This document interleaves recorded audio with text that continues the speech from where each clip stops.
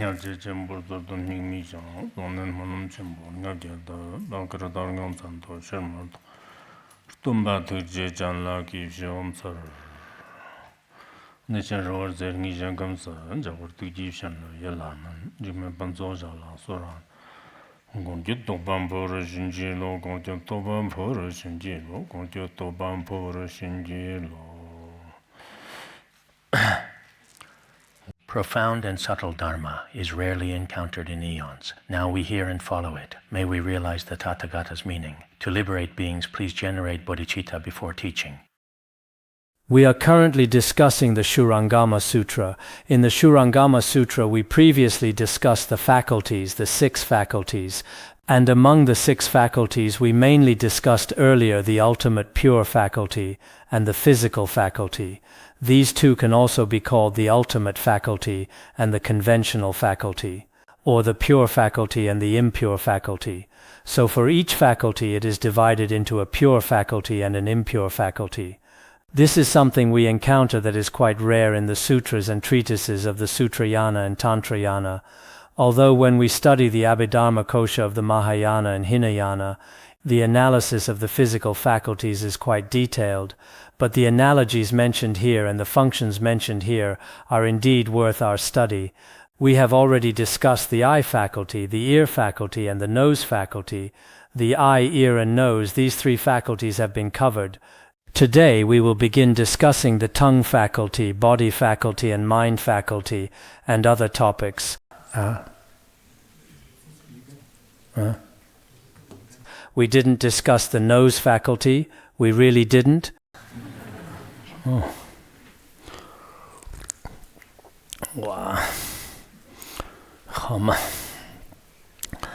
Now, the nose faculty.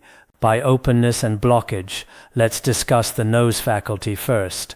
The essence of smelling is generated because it adheres to the 2 contrasting attributes of openness and blockage, out of the wondrous perfection of the pure mind. The essence of smelling takes in the essence of odor, and the 2 then become entangled with one another, thus creating the essence of the nose faculty. The essence of the nose faculty is composed of the 4 primary elements in their pure state, and that is why it may be called the faculty's essence.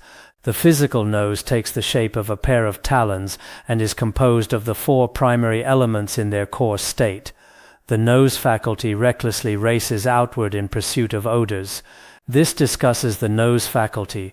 What is this nose faculty like? Everyone knows. As mentioned earlier, the object of the nose is generally fragrances and odors.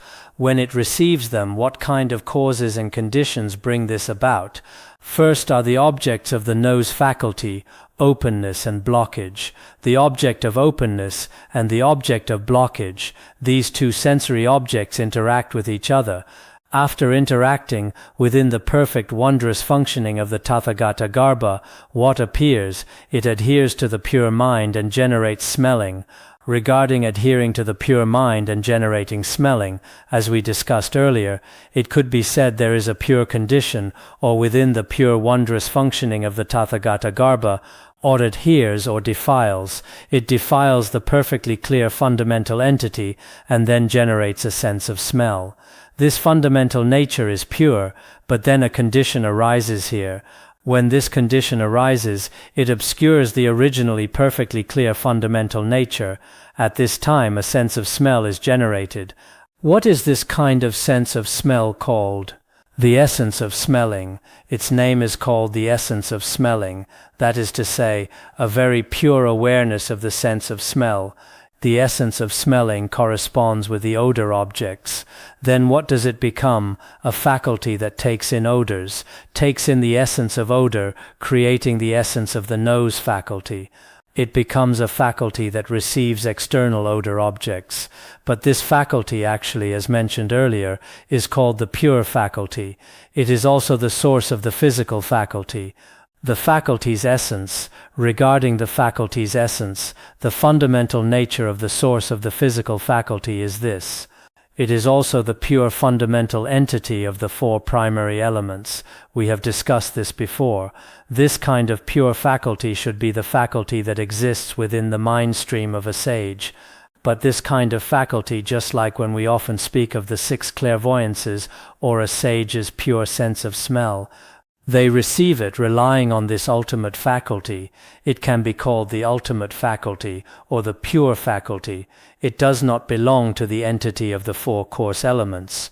It is an entity where the 4 primary elements are already pure, a kind of pure entity of the 4 primary elements, just like how our 5 consciousnesses are transformed into the 5 wisdoms.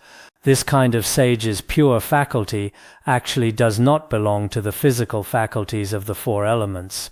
If such a faculty manifests in the conventional world, this is called what we previously referred to as the physical faculty. The entity of the physical faculty is the nose's entity. It should be said to have form and color, taking a fleshly shape. It is the nose's entity, the physical entity of the nose, the entity of what we call the nose. He uses an analogy. This should refer to the physical faculty. What analogy is used to describe the physical faculty? Within the nostrils it is like a pair of hanging talons. Actually, in the Abhidharma Kosha, it is described as 2 parallel copper needles, which are said to be inside the nostrils.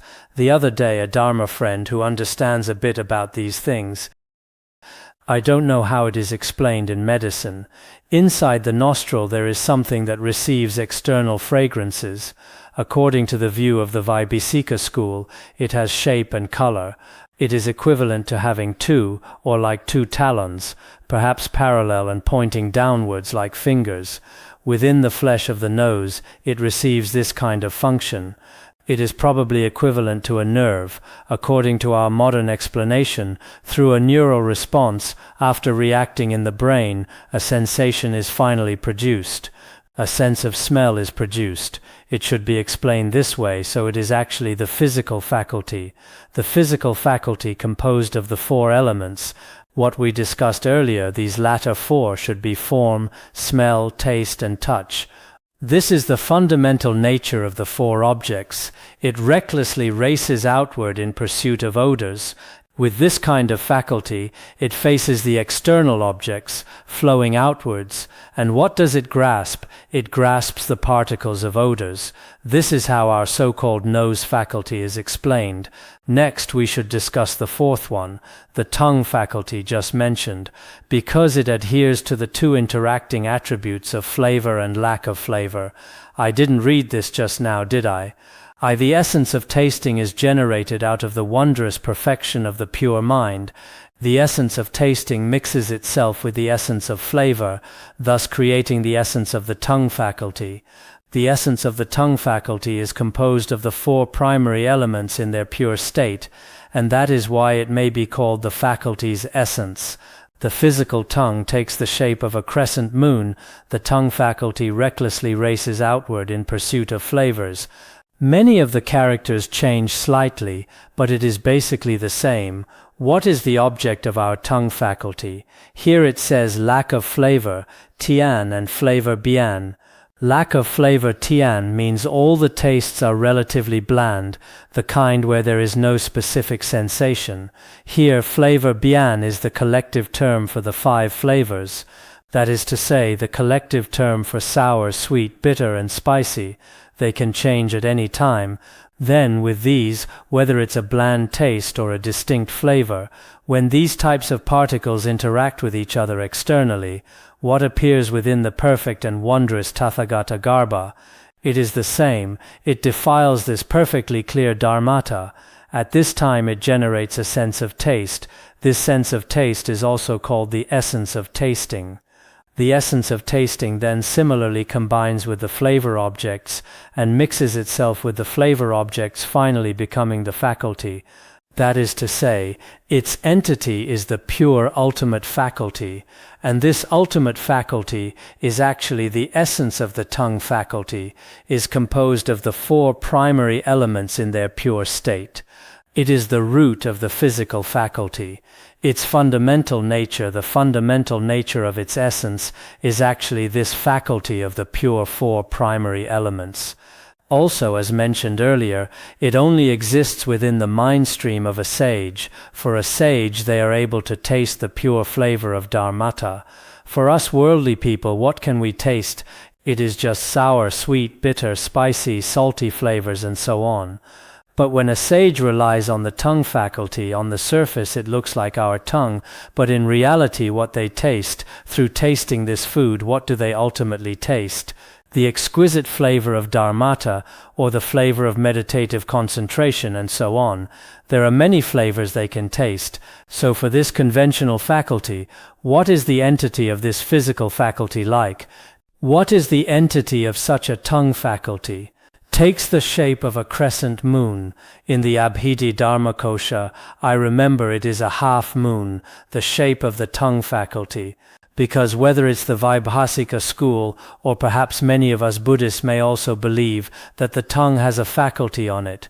Actually, this faculty, isn't it what modern medicine calls taste buds or something similar? On the tongue there are specifically many densely packed little things. On these, for example, when spicy, sour or bitter things are placed on them, immediately relying on a kind of equivalent to a neural response, then you feel this is too sour, too spicy, too bitter. Our tongue has these kinds of things on it. It seems like in some textbooks we had before, I basically haven't studied physiology, but I've read some books. The tongue seems to be semicircular, right? The tip of our tongue is round. Towards the root of the tongue, it's as if it's cut off, semicircular. And they say the front of the tongue tastes sweetness, the sides taste sourness and saltiness. It seems the root of the tongue tastes bitterness. Originally they also have a division of labor, isn't that so? It seems sometimes when we taste bitterness, only the root of the tongue feels it. It seems bitterness is felt at the root of the tongue.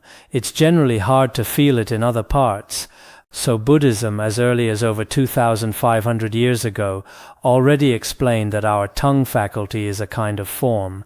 But relying on this kind of physical faculty, it receives what? For the physical faculty, the objects of form, smell, taste, and touch. It is an entity like this. Then it begins to recklessly race outward in pursuit of flavors. The external objects are flavor objects. It scatters towards the flavor objects and then receives them. That is to say, it scatters onto these flavor objects. Our tongue faculty, according to Buddhist logic, these 5 faculties of ours are called physical faculties. This is the same as the explanation in the Abhidharmakosha. For physical faculties, when they receive external objects, they first receive them through direct perception. After receiving them through direct perception, through the consciousness producing conceptual thoughts, one then feels, oh, this is bitter, this is spicy. When it initially receives them, from the perspective of the tongue faculty itself, it does not have the ability to analyze what this is. It only receives, for example, a camera captures the external scene. After capturing it, it's shown to people. People say, this is a good shot, this is a bad shot. Although it presented all the objects at that time, the sense consciousness itself does not discriminate, because the entity of the sense consciousness itself is non-conceptual. It will not engage in acceptance or rejection. Ultimately, it is accepted or rejected through conceptual thought. So we think about it, if we go into a garden, eating a piece of candy, while our ears are hearing pleasant sounds, our eyes are seeing beautiful flowers, and our body feels the drizzle, the external objects of the eye, ear, nose, tongue, and body are all received. But in the instant of receiving them, will 5 kinds of conceptual thoughts be produced at the exact same time? That is impossible. If they were produced, one person would have the fault of having 5 mind streams or 6 mind streams, but it is acknowledged that they are received at the same time. After receiving them, my conceptual thoughts judge them sequentially. For example, if you hand 5 documents to a person at the same time, this person cannot possibly process all 5 documents at the exact same time. He processes them one by one. By the same reasoning, we say that on the surface it seems like I just heard a good sound and tasted a good flavor simultaneously. But when you analyze it, it's impossible to give a response to them at the exact same time. Everyone should be clear on this as well. So what is discussed here is the tongue faculty. Next we discuss the body faculty. The essence of the sense of touch is generated out of the wondrous perfection of the pure mind because it adheres to the two interacting attributes of contact and separation. Wondrous perfection of the pure mind. The essence of tactile awareness seizes upon the essence of what is touched, thus creating the essence of the body faculty. The essence of the body faculty is composed of the four primary elements in their pure state, and that is why it may be called the faculty's essence. Takes the shape of a skin-covered drum, the body faculty recklessly races outward in pursuit of tangible objects. The Shurangama Sutra is still below. It explains, regarding the object of our body, everyone knows there are objects of separation and objects of contact. As for contact, there are all kinds, light, heavy. It includes all these particles. With separation, none of these are present. This is also within this sutra also an object. So the objects of separation and contact, these two objects, after rubbing against each other internally, what finally happens?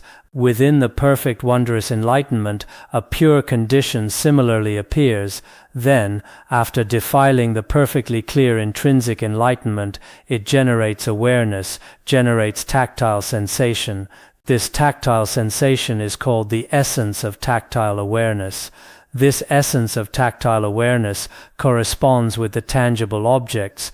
After this it finally seizes upon what is touched to form the faculty, becoming the pure faculty. And this pure faculty is actually the ultimate pure faculty mentioned earlier. This is its root. That is to say, the root of the physical faculty. The root fundamental nature of the physical faculty is also the pure four elements. So what is the physical faculty itself like? It itself is the so-called body. So for this body, what exactly is its faculty, the body faculty, like? The body faculty has a shape equivalent to a skin-covered drum. Regarding a skin-covered drum, for us, everyone knows a drum is narrow in the middle and wide on both ends. Our hand drums are also like this. Like in Guanxi, when many people dance the waist drum dance, for this waist drum, actually this waist drum is quite similar to our hand drums. But their waist drums seem to be thicker in the middle and narrower on the ends. There are also ones like that, but this one might not be a fitting analogy. It should be like our hand drums. What is this like? I'm not exactly sure either. It seems that previously in the Abhidharmakosha it is described as being like the soft skin on a bird, with densely packed tactile sensations everywhere. There is such an analogy, but here with the skin-covered drum, perhaps according to current explanations, any tactile sensation on our body is actually related to the spine in the body. We have an important network of nerves there. If that area is injured, one might become in a vegetative state. We often see in medical diagrams of the human body, it seems that the segment from the cervical spine to the spinal cord, all the nerves are concentrated here, and from there upwards many nerves branch out, spreading all the way to various parts of the body. It's the same downwards, it's narrower in the middle and wider on both ends. So generally, the shape of a drum is narrow in the middle and wide on the ends. So for our body, according to modern human explanations, for instance, any meridian on our body, perhaps our spinal cord, if there's a problem with the spinal cord, well, not necessarily, because nowadays there are people who donate bone marrow and blood. But actually, if the nerves around the spinal cord have a problem, then a person, perhaps with their current technology, reconnecting nerves is also very difficult. Perhaps, as people say today, our sense of touch passes through. Of course, the modern explanation might be a bit different.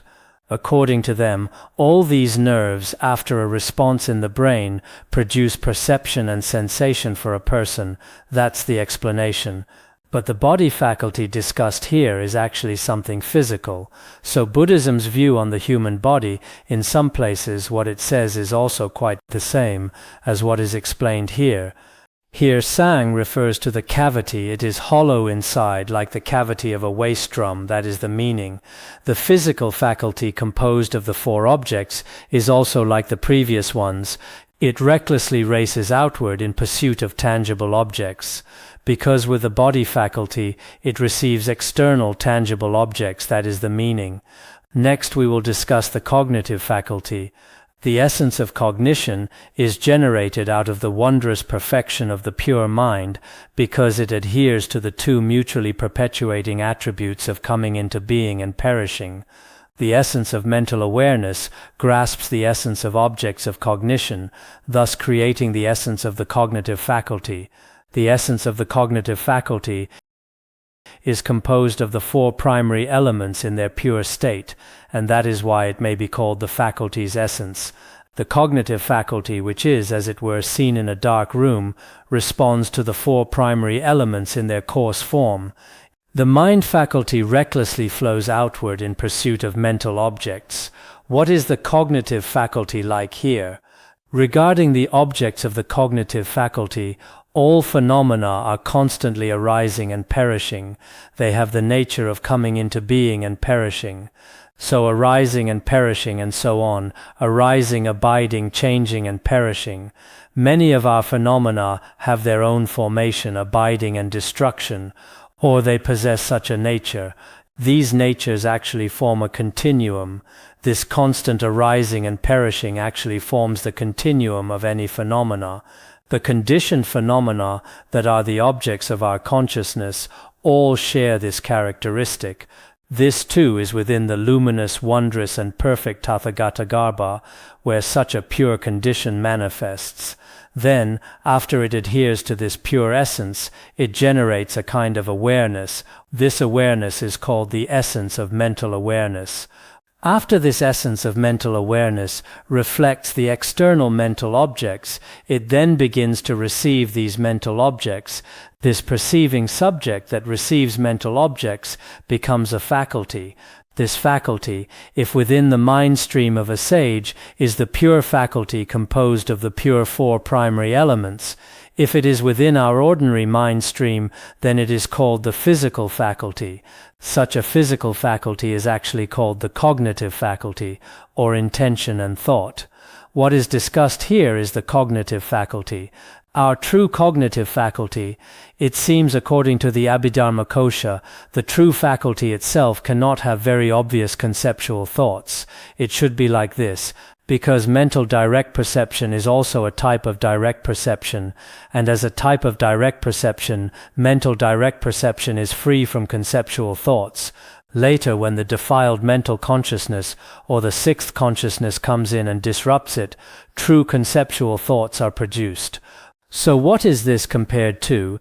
It is compared to being seen in a dark room, the awareness or perception inside a dark room. So regarding this, some, including the Jijang commentary on the Shurangama Sutra, what does it compare it to? It compares it to the physical heart, shaped like a lotus flower. It is like the physical heart, this fleshly heart. It seems to look perhaps like our physical heart, shaped like a lotus flower. It is said that Master Gushan quoted the Saddharmassamatiyapastana Sutra, which also says it is shaped like a lotus flower, but I admit I don't perfectly understand this part, because what we studied before, whether it's the Abhidharmakosha or the Gateway to Knowledge, which also introduces these faculties, it should be in the second chapter on the constituents. But in these Hinayana treatises, they only give different analogies for the five faculties mentioned above. When discussing the cognitive faculty, no analogy is mentioned, but the analogy here, if it is observing within a dark room, naturally it cannot see much. This is an analogy for consciousness. It should mean that this consciousness can observe, but right now there is no particularly obvious observation. It has such a function. Explaining it this way should be acceptable, but it seems some of the great masters of the past viewed it as the physical heart, shaped like a lotus flower. But our consciousness actually has no shape and no color. For them to use a lotus flower or a piece of flesh to describe it seems a little bit difficult to justify. In the Tibetan text it also says, seen in a dark room is described as seeing a silent room. Looking into a silent room, inside a silent room, perhaps there is absolutely nothing. Silent probably carries the meaning of being dark. Therefore, regarding the entity of the cognitive faculty itself, logically speaking, every entity above has a physical shape, used as an analogy. From the perspective of the Buddhist sutras, it seems this isn't necessarily something with a physical shape, but later on, including the Zhizhang commentary on the Shurangama Sutra and some other great masters, they all, including the Zhengmai commentary on the Shurangama Sutra, all these state it is shaped like a lotus flower, opening in the morning and closing at night. There is our heart. I don't know, perhaps is it the physical heart, but the physical heart isn't the entity of the cognitive faculty, is it? The modern physical heart, it shouldn't be, right? This is something we all might need to think about a bit more.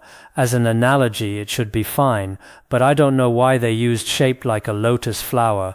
To express consciousness using a lotus flower, I feel this is a little bit difficult. This physical faculty composed of the four objects also recklessly flows outward in pursuit of mental objects. This has now been covered. The above discussed the six faculties. Regarding the six faculties, originally they are pure. Within the Tathagata Garbha, they can all be used interchangeably. We call this the perfectly penetrating faculty. Once one penetrates, all penetrate. If one is mastered, the others are mastered as well. But due to rather specific causes and conditions, due to the ignorance of us sentient beings, the six faculties became completely isolated from each other. After becoming isolated, each faculty can only perceive its own respective objects. Beyond that, they have no other ability. Last time we also mentioned, originally, if a doctor is exceptionally good, they can see the whole body completely. Nowadays, in some terma medicines, there is medicine for the upper body, lower body, and middle body, holistic medicines. For example, in Tibetan medicine, for the entire upper body, wherever it hurts above a certain point, taking this medicine will cure it. As for middle body medicine, it works for that middle section. Lower body medicine works for anything below a certain point. There is also gynecological medicine, all kinds of gynecological medicine. Traditional Chinese medicine probably has this too. But this is relatively comprehensive, relatively versatile. When taking the pulse, they also just take a look and feel the pulse. Not bad. Are you sleeping well? Okay. How have you been lately? Are you in a good mood? You haven't eaten anything particularly irritating, have you? No? Let me look at your mouth. Stick out your tongue. Oh yes. And then you ask, what illness do I have? It's nothing. We just need to regulate it a bit and you'll be fine. If I were a traditional Chinese doctor, I could do that too.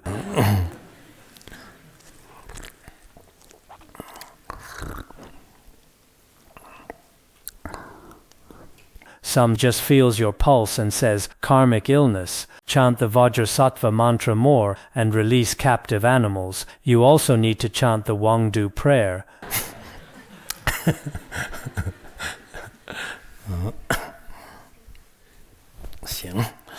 So regarding Western medicine, didn't we just say the eye, ear, nose, tongue and body are all divided up? Now because we haven't recognized the original face of the Tathagata Garbha, due to this lack of recognition, our six sense consciousnesses cannot be used interchangeably. This is the reason, this is what was discussed earlier. The Buddha said, so it is, Ananda, that the six faculties come into being out of the awakened mind when another understanding is added to that awakened mind. As a result, the essential understanding is lost, and the faculties adhere to what is distorted, and each one assumes a different function. This is also very important.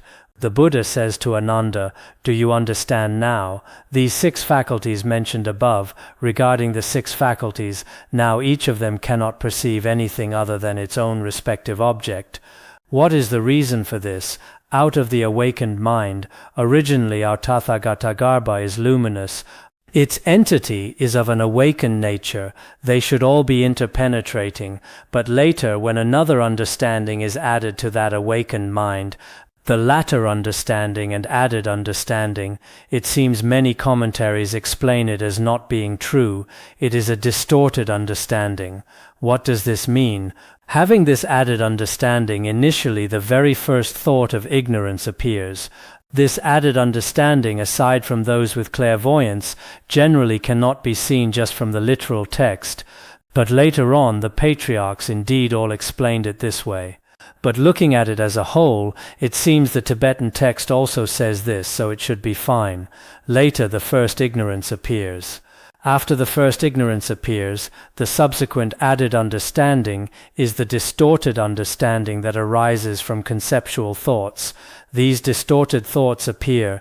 After such distorted thoughts appear, the essential understanding is lost. The original, truly pure, natural, and luminous wisdom has been lost. Because of this, the faculties adhere to what is distorted, and each one assumes a different function. Later, defilements appear. After defilements appear, those distorted 6 faculties begin to function, and then we continuously wander in samsara. However, the meaning conveyed here is truly wonderful. Our 7 treasuries, I feel, if we study the Shurangama Sutra well, and then study texts like the Treasury of Words and Meanings, they should be very easy to understand mutually. How sentient beings become deluded. While they are deluded, how these 6 faculties function.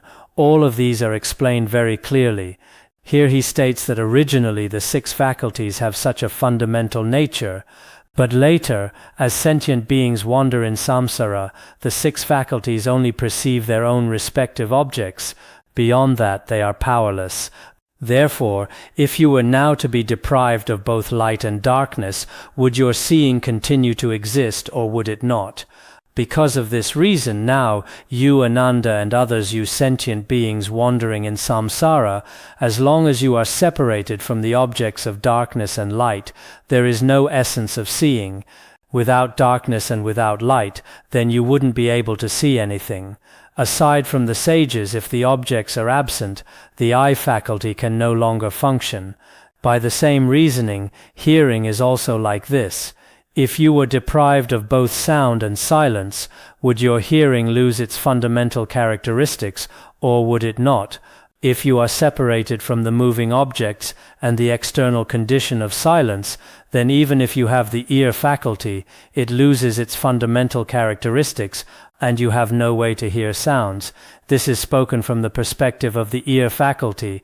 Similarly, if you were deprived of both openness and blockage, would your capacity to smell continue to exist, or would it not? Similarly, if the external openness and blockage are absent, then the capacity to smell cannot be generated either. Regarding the tongue faculty, if you were deprived of both the presence and the absence of flavors, would your capacity to taste continue to exist, or would it not?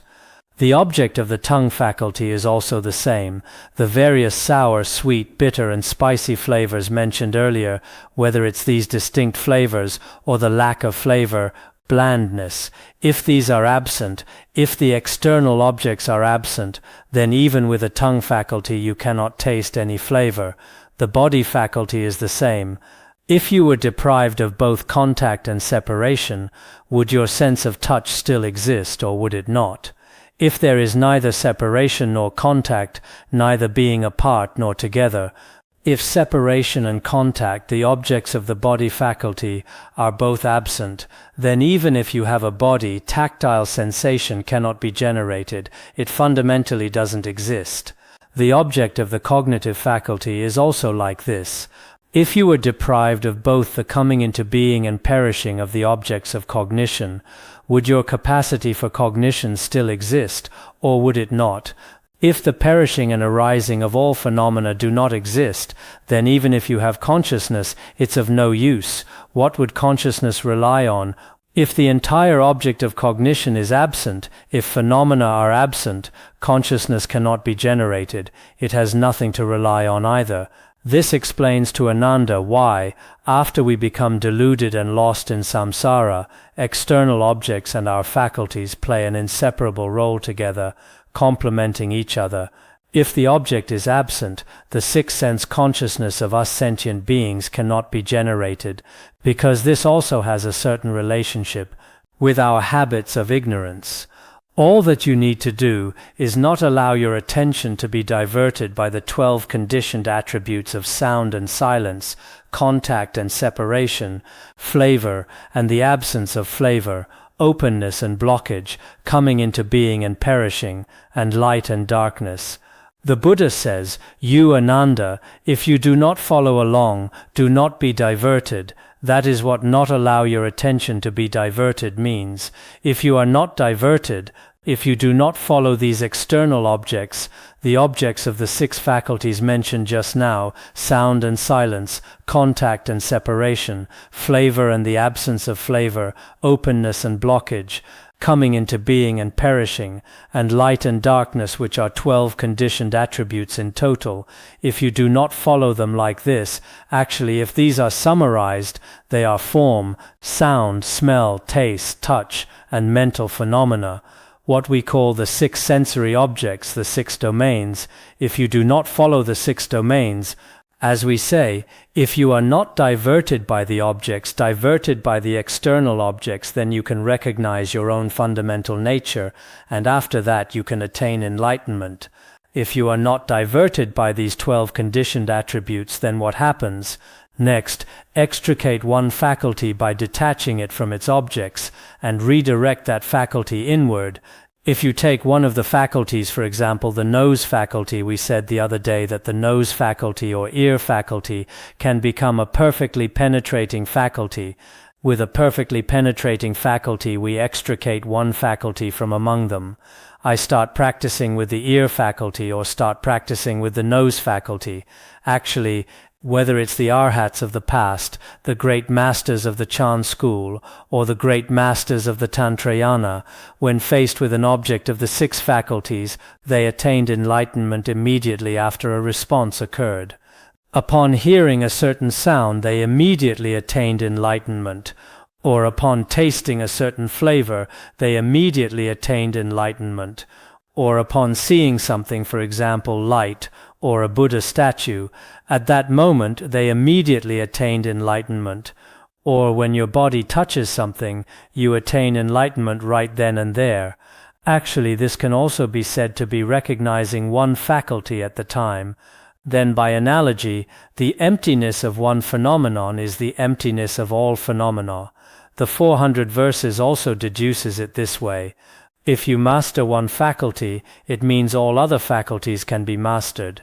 If you extricate one faculty by detaching it from its objects, and redirect that faculty inward, if you detach from all these obstacles, adhering refers to the obstacle of grasping, and redirecting inward refers to inward observation, that is to say, reflecting inwardly upon your own mind. If you truly recognize through one faculty, then regarding all internal and external phenomena, you have completely and entirely mastered them all.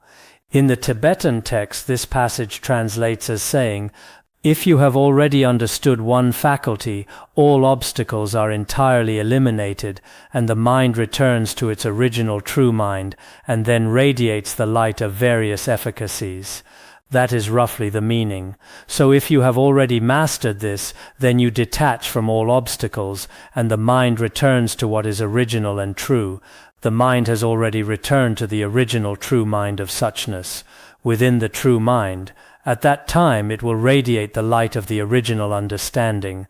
This brilliant light will shine forth. It radiates this inherently possessed beautiful brilliant light or function. The meaning is, after you truly recognize the fundamental nature of the mind, it won't be like us ordinary beings now, who are often unable to radiate light, unable to do meaningful things. At that time, this originally possessed light of the Tathagata Garbha of yours, of course, this light doesn't necessarily mean it shoots out a physical beam of light. It's not necessarily like that. It should be that if a person truly recognizes their fundamental nature, then the functions of their body, speech, and mind will be completely different from those of ordinary beings. This brilliant light will shine forth starting from that moment, developing and illuminating with a brilliant mind. All these efficacies will be obvious for many sentient beings to see. I feel that if we look at the biographies of many eminent monks and great masters of the past, actually the way each eminent monk and great master attained enlightenment appears to be very simple. If we could be like that, how simple it would be. Looking at the direct pointing out methods of some masters, they are also very simple. Some in the Chan school use a simple gatha, which is also very simple, or by seeing the moon, seeing a lamp, or hearing the sound of a drum, or hearing the master's scolding voice, and so on. At that moment they suddenly awaken. Indeed, after attaining enlightenment, many efficacies manifest. This happens naturally. If, as just mentioned, one faculty is already mastered, then it will radiate the light of the original understanding. This brilliant light will shine forth and extricate the other 5 faculties until they are completely free. Then the clinging and adhering of the other faculties will all be extricated in a very short time. And then they will be completely free. So if you master one faculty, the others are very easy. If your 6 faculties are freed from the objects that they perceive, you don't need to be like before, absolutely having to rely on an external sensory object of form, sound, smell, taste, or touch, and then producing its perception. The 6 consciousnesses of eye, ear, nose, tongue, and body are not needed, so that the light of your understanding is not diverted into one or another of the faculties. Then the light of your understanding will manifest through all the faculties. What do you understand at this time? You don't need to rely on these faculties, the eye faculty, ear faculty, nose faculty, etc. You don't need them. Without needing to rely on them, it can manifest on its own.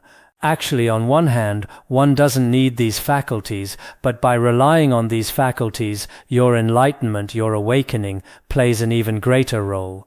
If you truly want to see, you don't necessarily need the eye faculty, but the eye faculty plays a role in your realization. Our current eye faculty, on one hand, plays a role in realization. It's quite capable, but on the other hand, it also plays a role in our downfall, because we often see things that are not in accordance with the Dharma, impure and unreasonable. Our ear faculty also frequently hears things. It hears the sound of the Dharma, some good things, but it also hears some bad things. Hearing this sound and that sound, I become unhappy and can't sleep at night. If I can't sleep at night, I have no energy the next day. If I have no energy the next day, I might interrupt the oral transmission while listening to the teaching. After interrupting the transmission, I might give rise to wrong views. Having generated wrong views, I might make evil aspirations. Having made evil aspirations, it is hard to say where I will head in the future, and so on and so forth. Our faculties are not necessarily always good, but the faculties at that time, one would have completely understood its principles, therefore so that all 6 of them will function interchangeably. At that time your eye faculty, ear faculty, nose faculty, and so on will function interchangeably, just like a sage's. If you have one faculty, some are sages, some are not.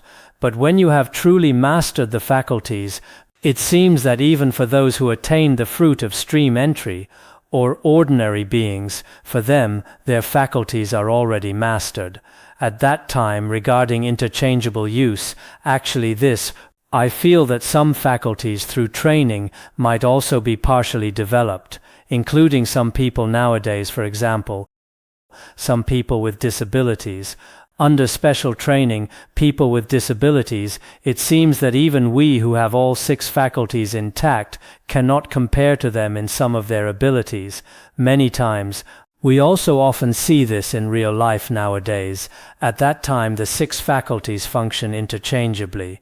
How do they function? He gives this example below. We'll finish discussing this.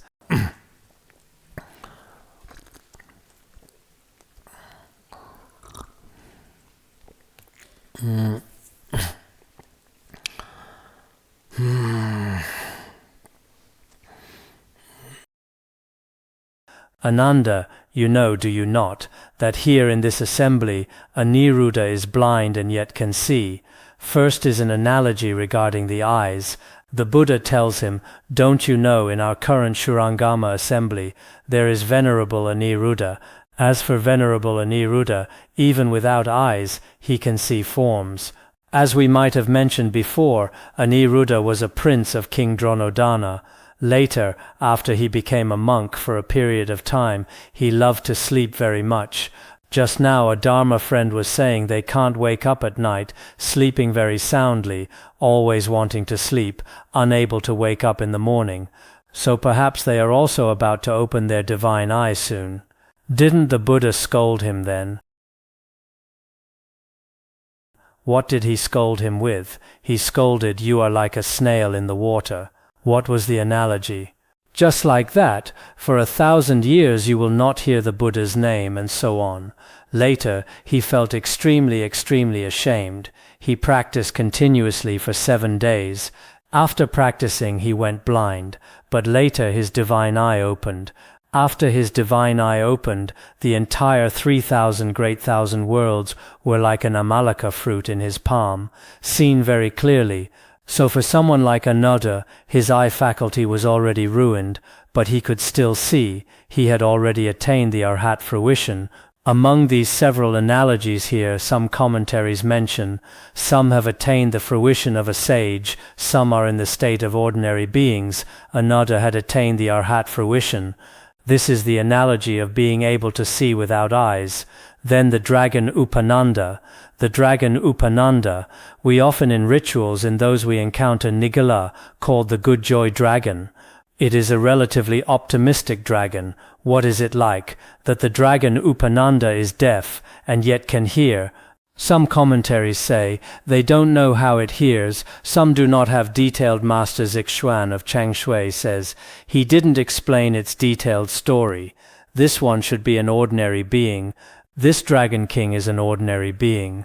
But although it perhaps doesn't necessarily lack the outer ears, its internal ear faculty might already be ruined. But it can still receive sounds. It is a Dragon King like this. Then next, the goddess of the river Ganges. That the goddess of the river Ganges has no sense of smell, and yet can discern fragrances. The goddess of the river Ganges, she is a kind of river deity, a deity in the rivers. This Ganga is what Indians generally call the Ganges River. As we discussed the other day in the wish-fulfilling treasury, outside the Lake Navatapta, there are 4 animal head statues. Among them the silver elephant. From the mouth of the silver elephant, the river that spouts out is the Ganges. For the Ganges, its river deity is called the goddess of the river Ganges. She also does not rely on the nose faculty to smell fragrances. Actually, among sentient beings there should be many. Including in the animal world, there are also many. Some nowadays do not use the eye faculty to see forms, and do not use the ear faculty to receive sounds. These definitely exist. She is also an ordinary river deity. Then there is Gavampati. That Gavampati's malformed tongue cannot taste, and yet he is aware of flavors. Gavampati is, it seems he is also mentioned in the Amitabha Sutra. He is also called Lord of Cows. Later he attained the Arhat fruition. He is a sage. But when he became a sage, he often, due to the residual ripening karma of being a yak, he had this kind of karma, and when he ate, he frequently regurgitated his food and had many yak habits. Later the Sangha wouldn't let him live among them. He had many of these yak habits of regurgitation. What was the reason? It seems previously among the Sangha to an old monk couldn't eat his food properly, and he said, "Why are you like a yak regurgitating? What are you doing?" He insulted the other person like this. Because of this ripening karmic retribution, he became a yak for 500 lifetimes. Even finally, when he was a person, he still had to experience this retribution. So this is called Gavampati, also called the Lord of Cows Bhikshu. He was at the level of an arhat. What was he? His malformed tongue cannot taste, and yet he is aware of flavors. Malformed tongue means he had a special kind of tongue faculty, just like the tongue faculty of a yak. In some of our TV shows and movies, some actors deliberately act out some physical traits like that. Some deliberately act out some as if making their bodies deliberately a bit ugly. There are cases like that too, so he might have had a special kind of karma, a special kind of yak's malformed tongue. He knew flavors with a different tongue faculty like this. He is a sage. Then below is the spirit sunyata, and that the spirit sunyata is incorporeal, but just now has a sense of touch. The spirit sunyata is also called the spirit of emptiness. He does not have a true physical body. He is also a spirit. As for him, he has no true physical body. His body does not exist. But at the same time as having no body, he can also feel bodily tactile sensations. What is his tactile sensation like? You can see him here temporarily, as he is illumined by the light of the thus come one. By nature, however, he is as bodiless as the wind. Although he doesn't have a true body like space, actually the karma of sentient beings is truly inconceivable. But if the thus come one radiates light, within the light a body momentarily appears, but the nature of this body, because it is like the wind, after the thus come one's light is withdrawn, his body disappears as well. This is how it is translated in Tibetan.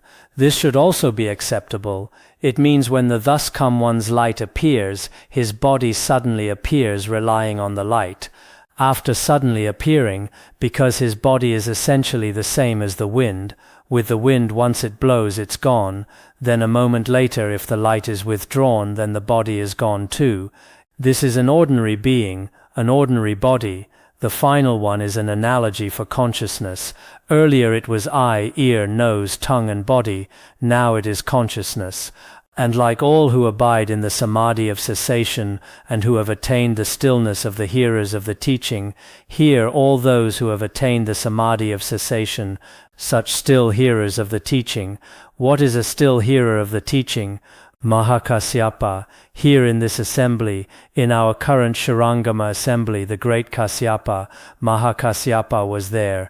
Long ago caused his cognitive faculty to cease, and yet without relying on the thinking mind, his understanding is clear and perfect. He says Venerable Kasyapa has for a long time his cognitive faculty, his conceptual thoughts, these have all been completely eliminated. There is no true. Actually, sometimes we find that clairvoyance of others' minds, or these fruitions of sages, compared to the six sense consciousnesses we imagine now, are completely non-functional. But from another perspective, they function through an inconceivable power, so some sages, some realized beings, might not necessarily have what we currently call the cognitive faculty. If we ordinary beings lacked the cognitive faculty, then we would have no way to perceive, but his impure faculty has already been extinguished long ago, yet he relies on this kind of, just as we explained earlier, the pure ultimate faculty to perceive all phenomena. It is not generated relying on mental activity and conceptual thought. I have talked quite a bit about this now. Let's stop here for today. Sonandai tamse thogaya tonne ide jana pase jirgana jirano chubai chupun sonen dra